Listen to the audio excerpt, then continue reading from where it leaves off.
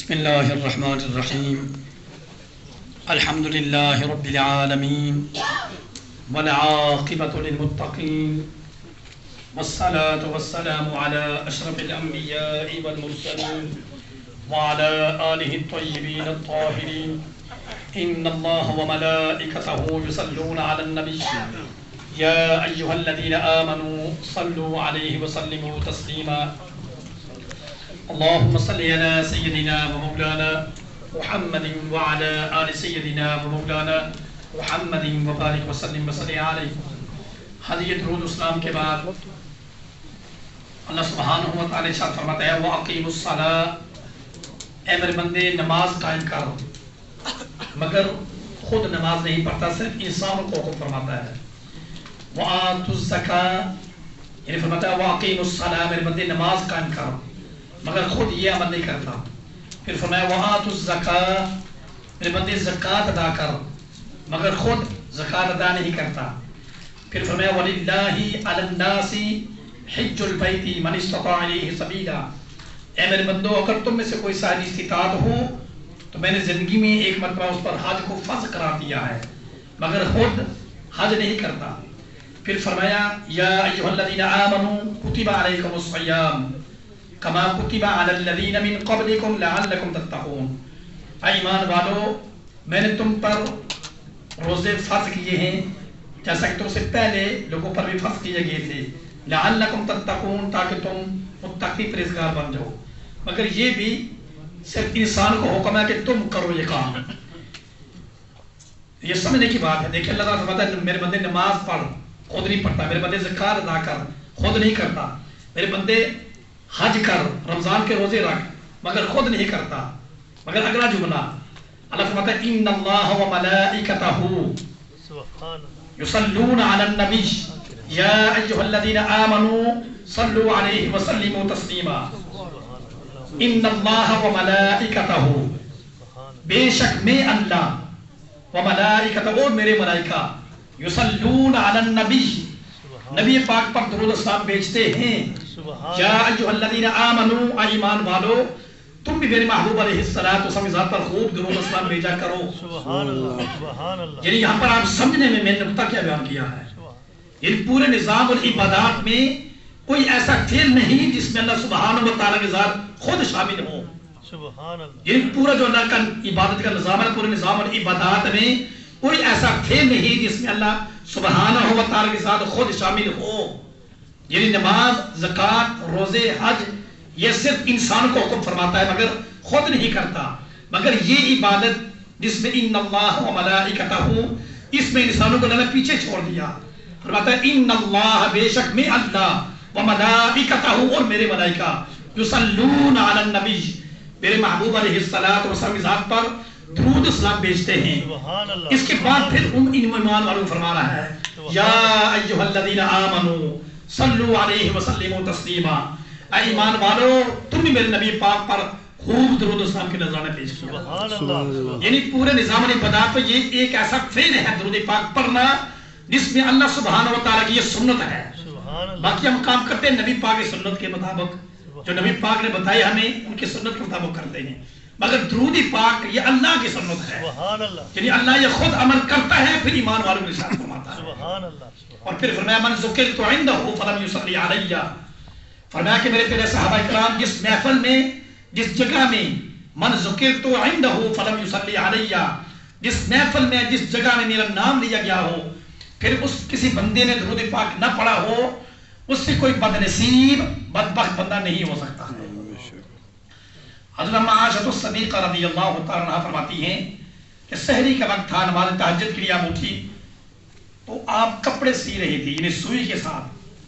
جب آپ کپڑے سی رہی تھی، حضرت اماں عائشہ الصدیقہ رضی اللہ عنہا کے ازواج مطہرات میں سے آپ کو پتہ ہے، تو کپڑے سی رہی تھی تہجد کے ٹائم، سحری کے وقت. تو جو دیا تھا اس وقت، یعنی بجلی تو نہیں تھی نا، دیا تھا، اب پرانے لوگ سب دے پاکستان کے اندر ہوتا ہے، وہ بڑھ رہا تھا. تو ہوا کے آنے سے وہ دیا بجھ گیا. تو حضرت عائشہ الصدیقہ رضی اللہ تعالیٰ عنہا اپنی سوئی کو ڈھونڈ رہے تھے، یعنی تلاش کر رہے تھے کمرے کے اندر کہاں گری ہے. اتنی دیر میں میرے اور آپ کے رحمت والے نبی جناب محمد مصطفیٰ صلی اللہ تعالیٰ علیہ وسلم حجرہ عائشہ کے اندر جلوہ گر ہوئے. اور آقا علیہ الصلوۃ والسلام کی چہرے مبارک کی منور اور روشن کی وجہ سے پورا کمرہ روشن اور منور ہو گیا. حضرت صدیقہ رضی اللہ تعالیٰ عنہ جو سوئی گر گئی تھی وہ آپ کے نبی پاک کے نور کی وجہ سے، روشنی کی وجہ سے وہ سوئی آپ کو مل گئی. اور آپ نے فرمایا وَيْلٌ لِمَن لَا يَرَانِ يَوْمَ الْقِيَامَةِ. حضرت صدیقہ رضی اللہ تعالیٰ فرماتی ہیں کہ یا رسول اللہ صلی اللہ علیہ وسلم کتنا خوبصورت اور کتنا منور آپ کا چہرہ ہے کہ آپ کی نورانیت کی وجہ سے میں نے اپنے جو سوئی گر گئی تھی میں نے اس کو ڈھونڈ لیا. نبی پاک نے فرمایا وَيْلٌ لِمَن لَا يَرَانِ يَوْمَ الْقِيَامَةِ. فرمایا خرابی ہے عاشق اس بندے کے لیے کہ جس جگہ میں، جس محفل میں میرا نام لیا گیا ہو اور پھر اس بندے نے میری ذات پر درود پاک نہ پڑھا ہو. فرمایا حدیث پاک بتا ان الدعاء موقوف بین السماء والارض. ان الدعاء موقوف بین السماء والارض. یعنی جب بھی بندہ اللہ سبحانہ و تعالی کی بارگاہ میں کوئی دعا کرتا ہے، چاہے اپنے گناہوں کی کرتا ہے، رزق مانگتا ہے، مصیبت کا چھٹکارا مانگتا ہے، کسی حوالے سے بھی دعا مانگتا ہے، تو وہ دعا فرشتے ایک پلیٹ کے اندر رکھ کر، ایک تھال کے اندر رکھ کر اللہ سبحانہ و تعالی کی بارگاہ میں پیش کرتے ہیں. مگر مفسرین کرام لکھتے ہیں ان الدعاء موقوف بین السماء والارض.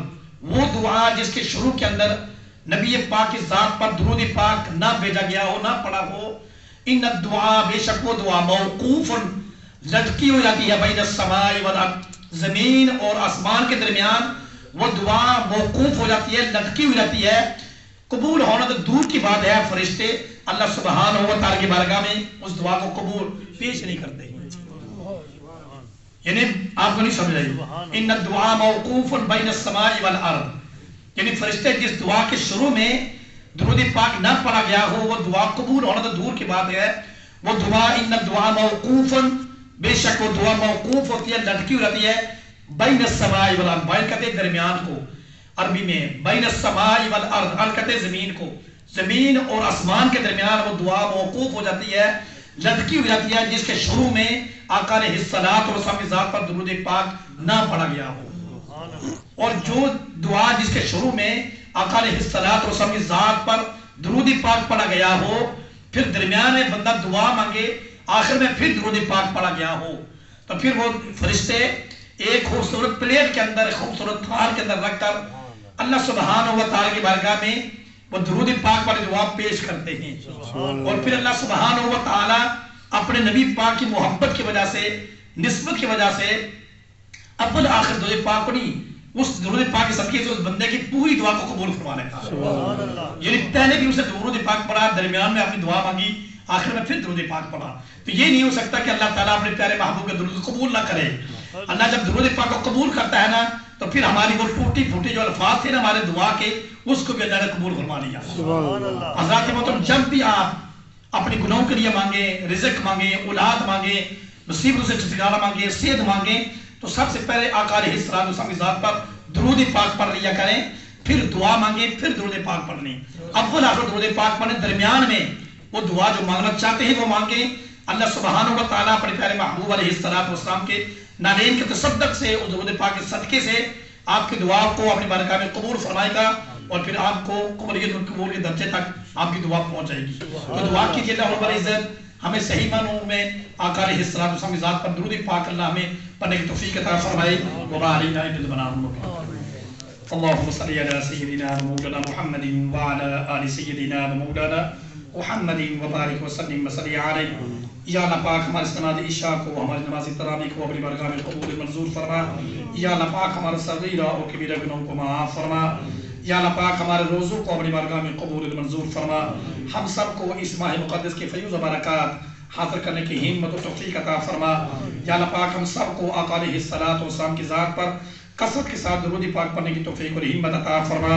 ہمیں کثرت کے ساتھ قرآن پاک کی تلاوت کرنے کی توفیق عطا فرما. ہمیں زکوٰۃ صدقات ادا کرنے کی توفیق عطا فرما. صلی اللہ تعالی علی خیر خلقہ سیدنا و مولانا محمد وعلی آلہ وصحبہ اجمعین.